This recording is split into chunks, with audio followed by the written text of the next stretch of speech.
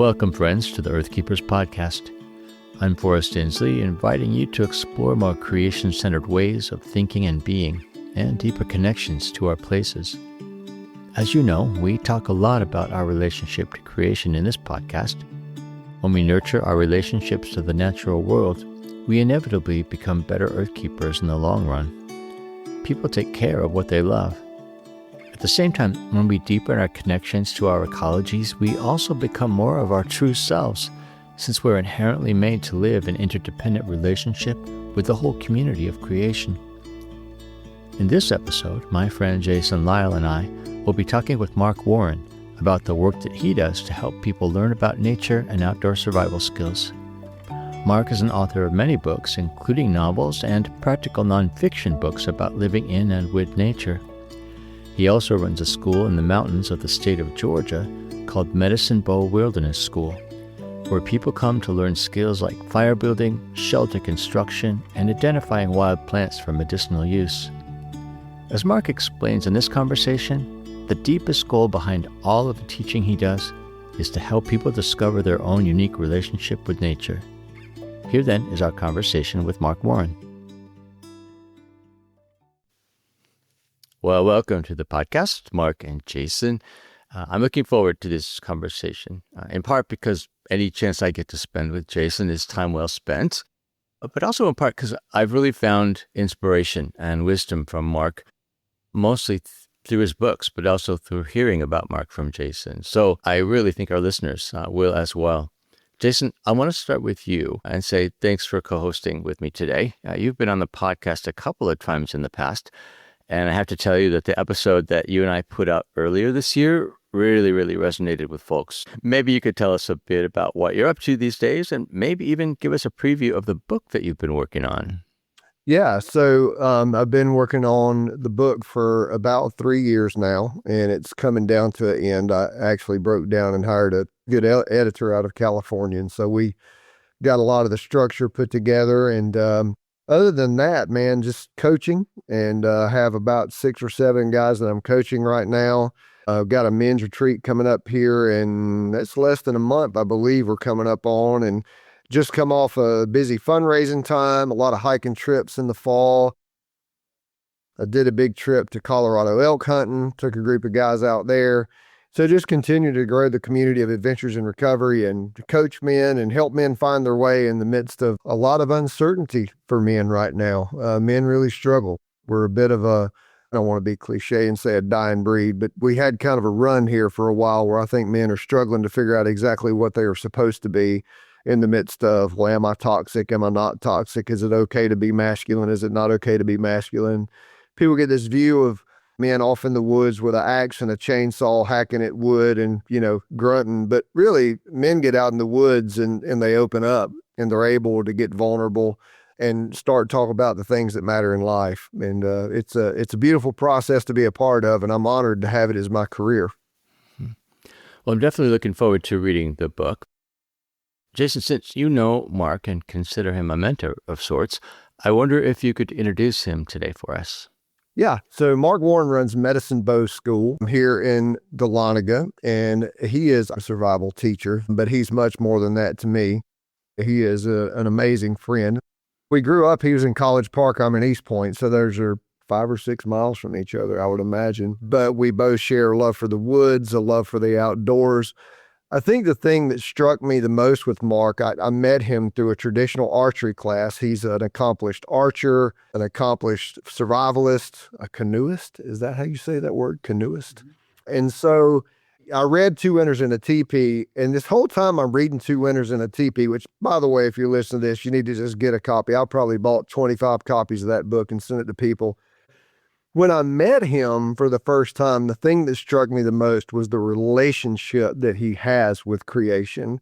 It's not something that he contrives. He doesn't wear the obligatory clothes or carry the obligatory knife from the company he's sponsored by. He lives on 35 acres that are his, and his relationship to that 35 acres is obvious and it's beautiful. And He's an amazing teacher. I've taken several classes with him. I took an axe throwing class with him. And the funny thing is, I'd never throw an axe, but every time I go with friends to one of these things that you go to throw axes at, I always beat everybody because he's an amazing teacher. Everything he's taught me sticks with me.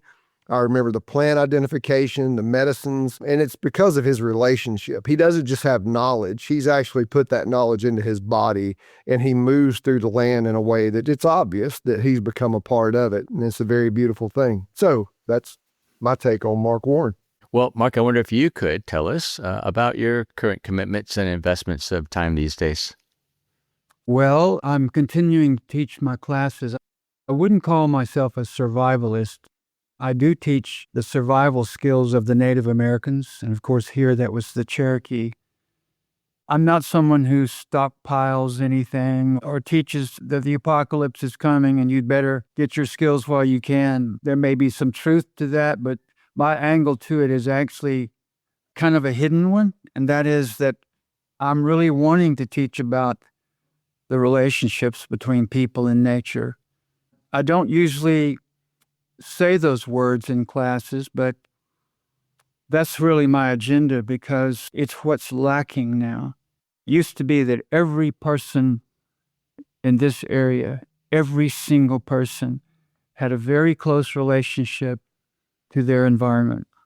They knew where everything came from. They made things with materials that they'd gathered from certain plants or animals.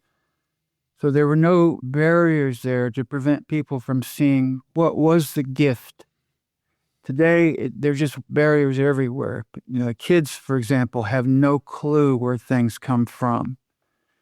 Even though they might know academically that a piece of hamburger meat does come eventually from a cow, their thought process is that it really comes from that refrigerated area of the store. Styrofoam tray with plastic wrapping on top. And they never truly relate that to the cow unless pressed. So it's taking things for granted. And the reason that that's a big deal to me is because if people don't see the forest around them or the field or the stream as a series of gifts, then why would they ever want to protect it if they didn't see that, if they didn't have that connection? I'm really after the idea of creating more conservationists. And as far as an investment of time, writing is probably my number one thrust now. I enjoy it so much, and I've always been a writer since I was a little kid. I even published my own books because if you fold the paper and call it a book, it's published. But I went a little farther and bound mine with yarn so that it didn't fall apart. But I love writing. I love what writing does to you as a person. The writer's eye is what I always think about, how you see things because you're a writer and you're probably going to use that at some point. Those are my two big areas, the writing and teaching. I wonder if you could, for our listeners, just talk about the kind of writing you do, or kinds plural, that is. Well, if you could say you're meant to be something, I was probably meant to be a novelist. So that's what I really enjoy. But I love history so much that I have very securely fallen into the niche of historical fiction. I love telling the truth of history, but in an expanded way where I can flesh out people and create conversations that we know happened, but we don't really know what the words were. A novelist can do that. So that I've enjoyed very much. My nonfiction work is mostly about teaching. So I've tried to get down my teaching career onto paper so that people can use it, not just to learn themselves, but to learn how to teach it to others. So my 4 books called Secrets of the Forest have the primary goal of helping teachers, parents, grandparents, scout leaders, park rangers, etc., know how to get across a lesson in a fun way, in an adventurous way. So I read so far volume 1 of your book, Wild Plants and Survival Lore, Secrets of the Forest. And despite the title, I was struck by the fact that it was so much more than just survival information, but really seemed to focus on encouraging this deep and detailed understanding of ecosystems that you're describing and helping readers to understand the myriad component parts of an ecosystem. You talked about teaching teachers to teach. I will also say that it was just very accessible, as I was imagining it, to younger folks as well. The way that you're teaching, even through the book, very hands-on, very experiential, very engagement-oriented. I actually have a notebook now, and I'm following along in the book, learning how to draw leaves so that I can learn the different kinds of leaves and going out to observe the leaves on the place that I live. So I just found it so engaging as a learning process. Maybe you could talk more about this promotion of systemic understanding of the wild. What does it actually do to people when they become more aware of the beautiful complexity of the places that they live in? There's a profound change that happens, and to describe it to someone who's not crossed that line yet may be difficult, but I'll give it a shot.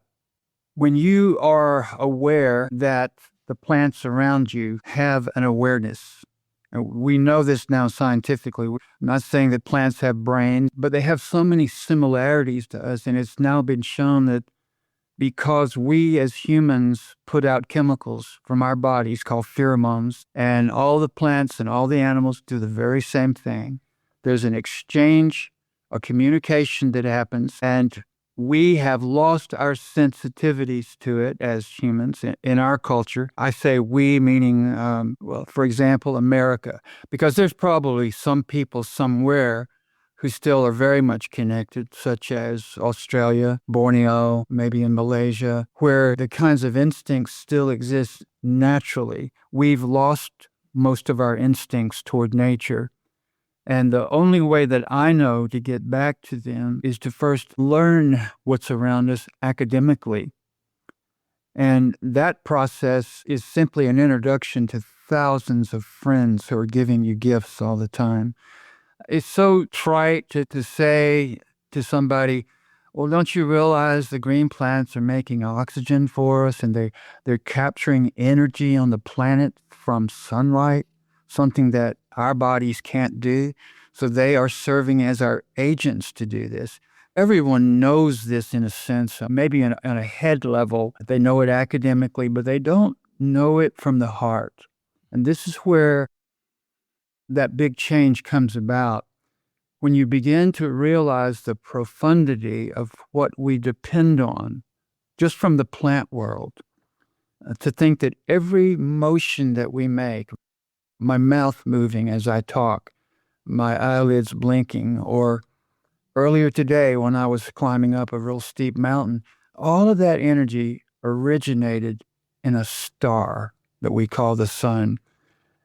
And we get it on this planet simply because this one little sliver of light that hits planet Earth is full of energy. And the green plants capture it here for us. To me, that's profound. And I believe that the people who lived here, the Cherokees, knew this on some level, an instinctual level, because anthropologists now know that all of our ancestors from long ago in paleo times, all of them were born with all of this knowledge, which is the stuff that I teach, the stuff that I had to learn academically. I wasn't born with it. But they were born with that. And so they're also born with that relationship that can't be denied. And we have moved away from that. And what we're told by anthropologists is that the key factor in creating that distance from us to nature is the development of language. We tend to be able to sum things up with words so that we stop experiencing things. Here's a simple example. The typical American pose of a student of mine in a first class at my place, looking at a plant, is I'm on the ground on my hands and knees talking about the plant. They're standing up with their hands in their pockets. And they're making assumptions about the plant. They look at it and they can maybe see if it's fuzzy or not, a presence or lack of hairs. They can probably see that it's got a stoutness to it by its erectness, or perhaps it's a trailing vine that's more succulent. they see these things and they sum them up with words in their mind. So there's the language working. All of that prevents the person from getting down where I am to look at the plant from there and think about it, being on your knees and what that can symbolize. But just the closeness of being there and experiencing on its level is such a different thing than a person standing up, just looking at a plant and summing it up in their mind. I'm going to pick up on something you just said that is really intriguing me, and that is this idea that we're actually born into relationship. Whether we know it or not, we inherently are related to the systems and ecologies around us, which makes your work a work of recovery, of helping us get back to our true selves in a way. Would you put it that way? Yeah, I would. Because the more that our culture separates us from nature and the less we see where true sources are, we're put into this isolation room in a way, and we are just visitors. If we just step into the backyard from the lawn into the trees, just for a moment, we're just visitors. And that's an unknown world to most people. And because it's unknown, that also brings along fear. I'm thinking right now about many parents that I've dealt with who have great fears about their children going into nature because they don't know nature. And they were brought up that way. So, yeah, it's very much like being in an isolation chamber, and I'm trying to tear down those walls. It's the reverse of like people say, I'm going to go out into nature. And I'll say, well, you actually are nature. You're really going out into you.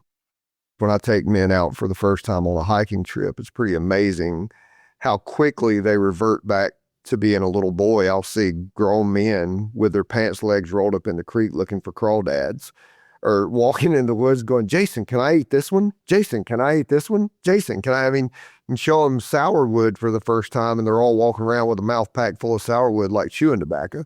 But they're learning that relationship back to the outdoors is actually where they belong. When I was a pastor, there was a guy named Mark Eldridge. He wrote a book called Wild at Heart. And the entire premise of that book was that men are wired for adventure. We are wired to be outside. We are wired to live these lives of harsh environments and being in the mountains and doing hard things. That book gave me permission to go back into the woods, and I picked hunting back up and fishing back up and going out hiking again. I found Medicine Bow School and then read Mark's book, Two Winters in a Teepee. And the thing about Two Winters in a Teepee is it is a story of a man who is in transition. Mark had a vision. He had a dream. He knew what he wanted. And in one house fire loses everything and decides, that's okay. I'm good with that. I'm going to go and forge the life that I want out of what the land hands me back.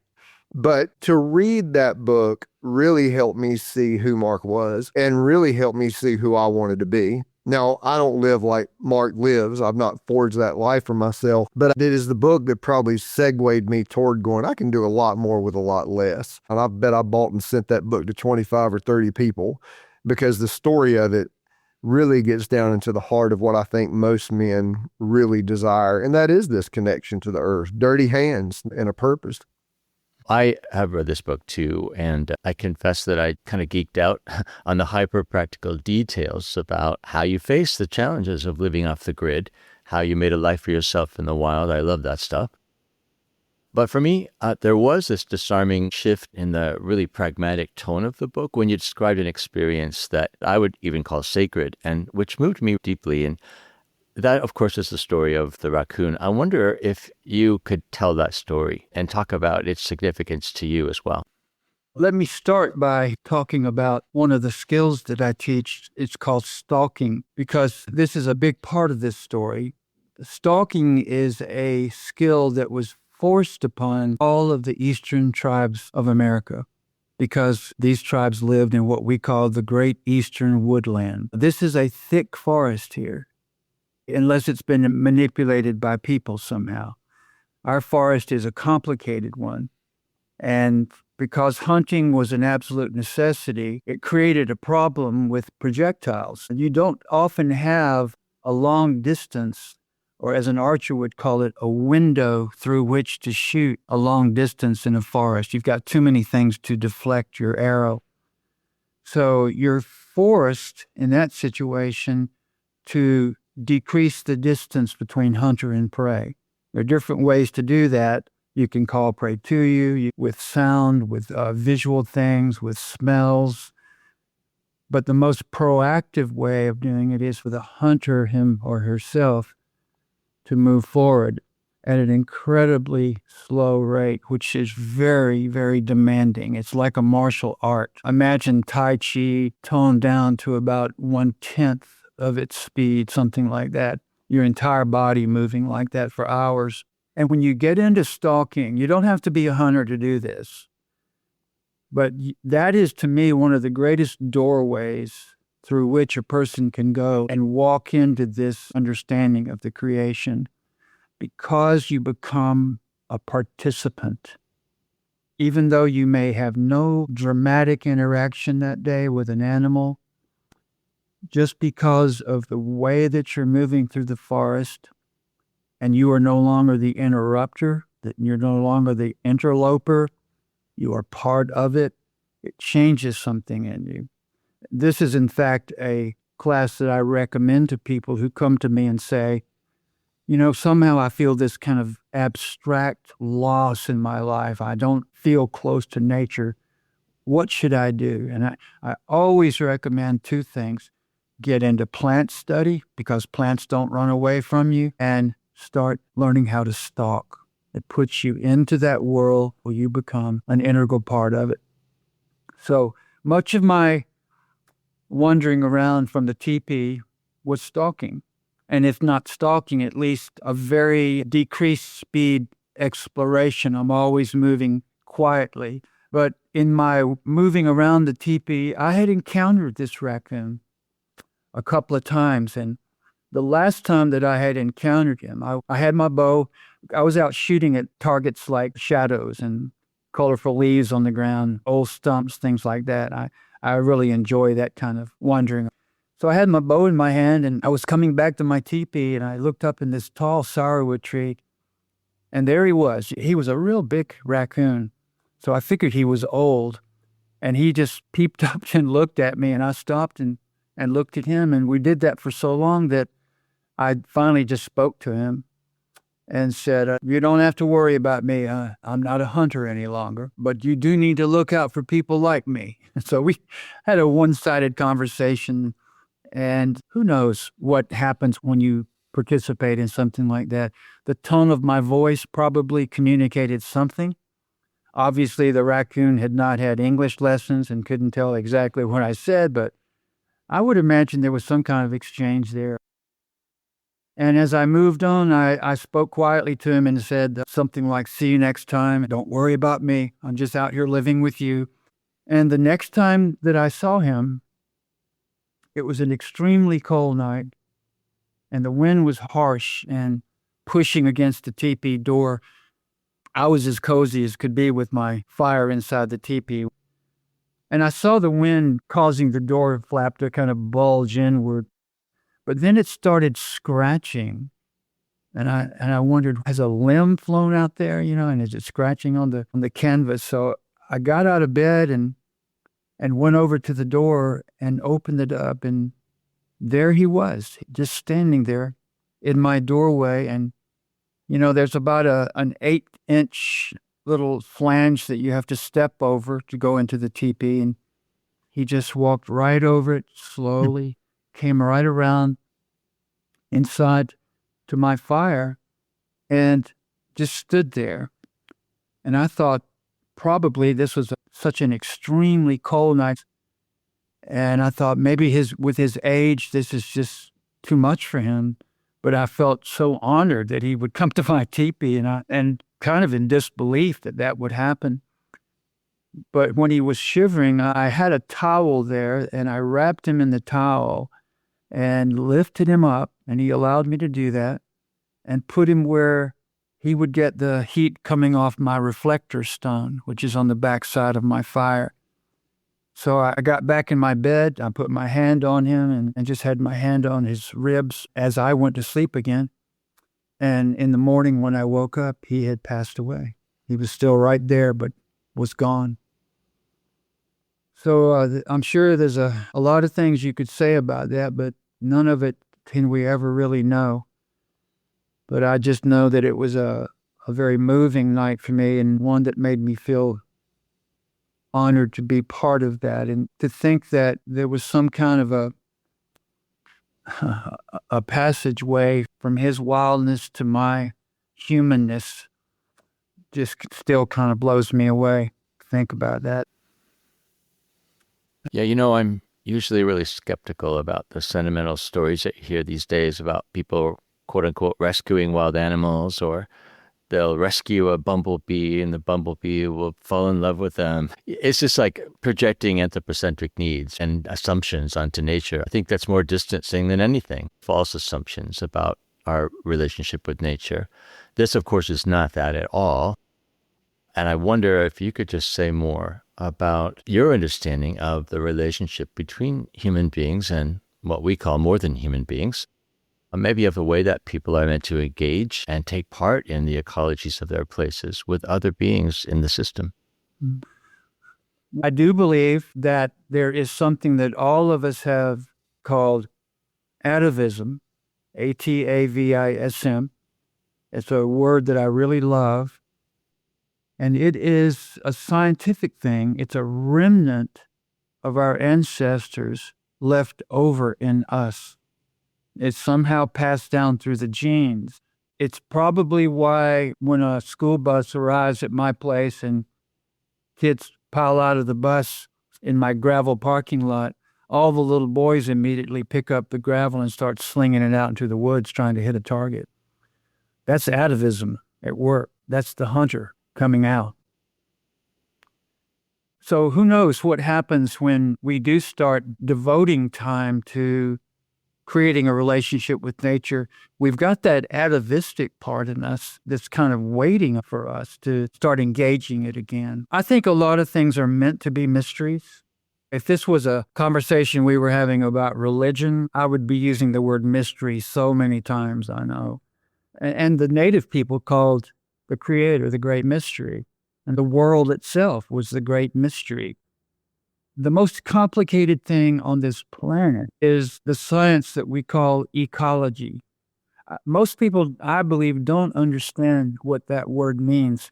Ecology got lumped into the same category as conservation for a long time, and people thought that ecology was about cleaning up and being thoughtful about the environment. Ecology exists without us. It's how everything nature interacts, and it's so incredibly complicated that it probably scares people. Parents who are asked questions by their children, and the parents have to say, I don't know. And a parent can only do that so many times, before they start losing face. And basically what they're saying is, look, I'm up against this science of ecology, and it's too much for me. And that's true. It is.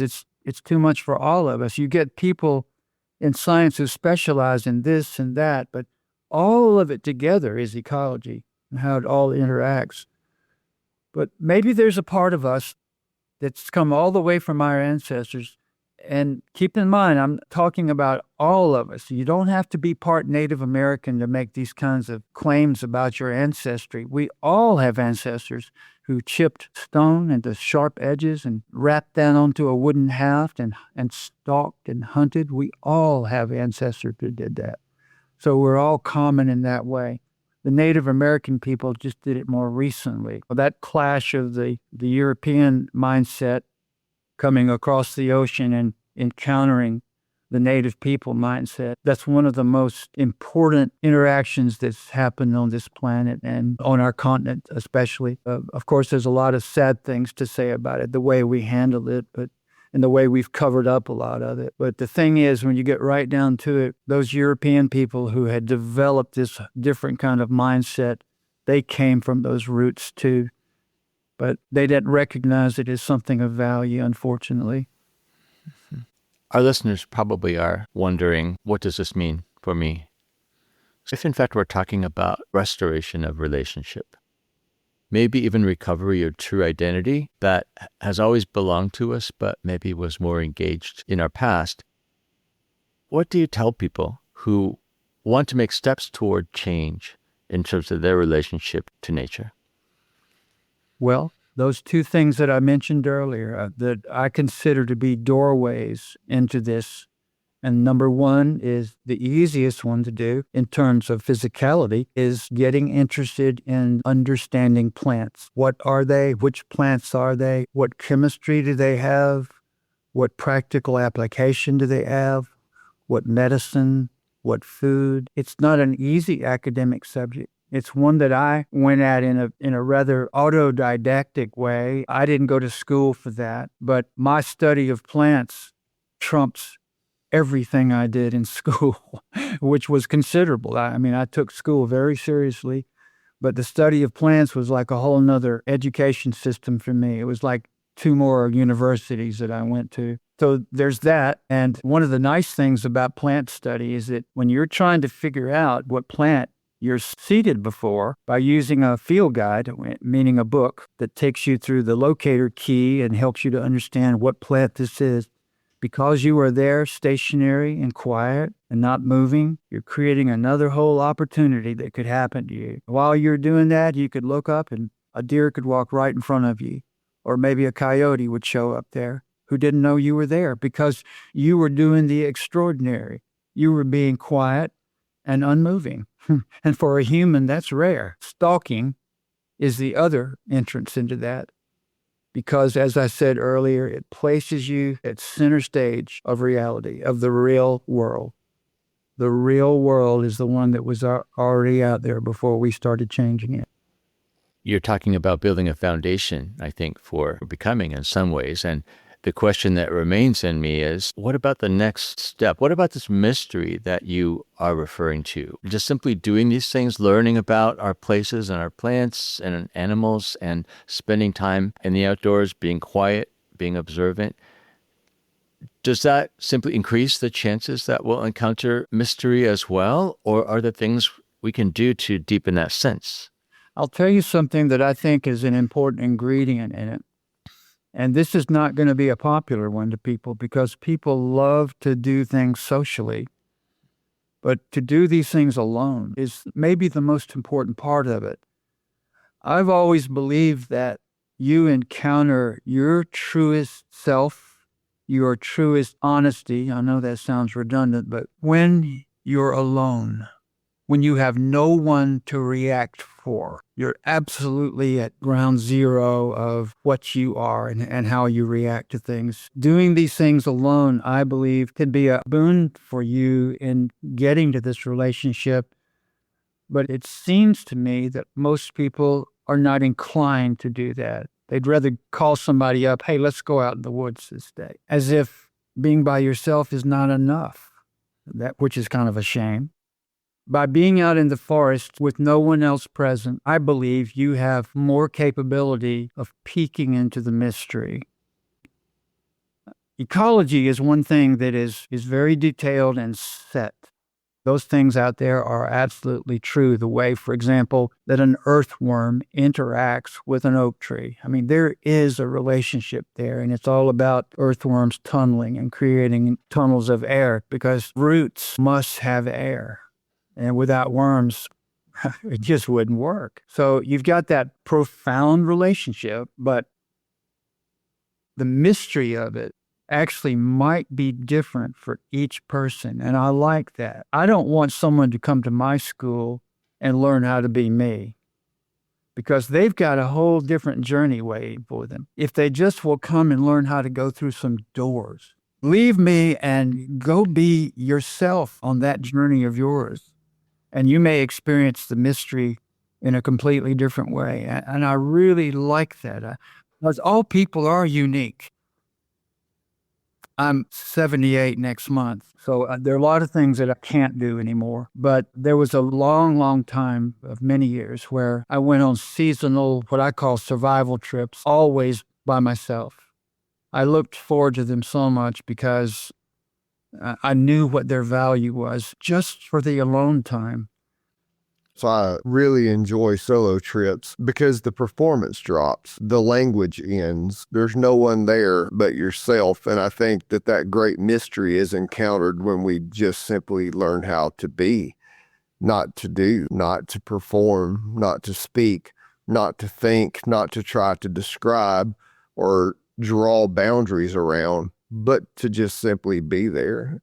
I'll take guys out into the woods and I'll have everybody just take their shoes and socks off and just go across the earth barefooted and not speak and just pay attention to what do you feel? What do you see? What do you hear? We live in a world where we are just pounded constantly with information. And I think the stalking, the sitting, the observing, the watching a spider spin its web or watching an ant carry something across the ground is an opportunity to just be instead of doing, to observe. Instead of labeling and attaching and striving, we're just able to stop. And that's the beauty of what Mark teaches. It's the beauty of what his books teach, is be, not do, but be. Mm-hmm. I wonder, as you do your work, how you maintain your motivation. I do work with folks too to try to help them reestablish relationship with nature, but it's difficult in the face of the profundity of the issues that keep us from that. I mean, you look at the state of the world and environmental degradation and just abuse and environmental injustice, and it can be overwhelming. It's hard to imagine that people could change enough to become unbalanced forces for good in the world in terms of our broader environment. I wonder what keeps you going. When I was a couple of years out of college, I got a job as a naturalist and environmental educator for the Georgia Conservancy, which is a statewide private organization. And my first work with them was working with adults, trying to get people to change their minds about the environment so that they would care about it. And it was so frustrating to me. I felt like a failure at it because I couldn't get adults to change their minds about things. I remember the day that the assistant director said, "Hey, I just got a phone call from this school and they want somebody to come out and do a program." I remember it was about swamps, of all things. And so I raised my hand and said, "I'll do that." And so I read everything I could about swamps and did a program for them. But that was the beginning of my working with young people. And that gave me hope. I could see the chance there of changing the world with younger people. And so what I had to do was say to myself, okay, I'm going to face that direction and I'm going to work on that. And I'm going to just call that other thing a failure, but I'm not going to keep looking at it. I can't do that. This I can do, and I'm going to do it. And I wish that for everybody. I wish everybody could find something like that. Throw away the guilt about what you can't do and be grateful that this is something I can do.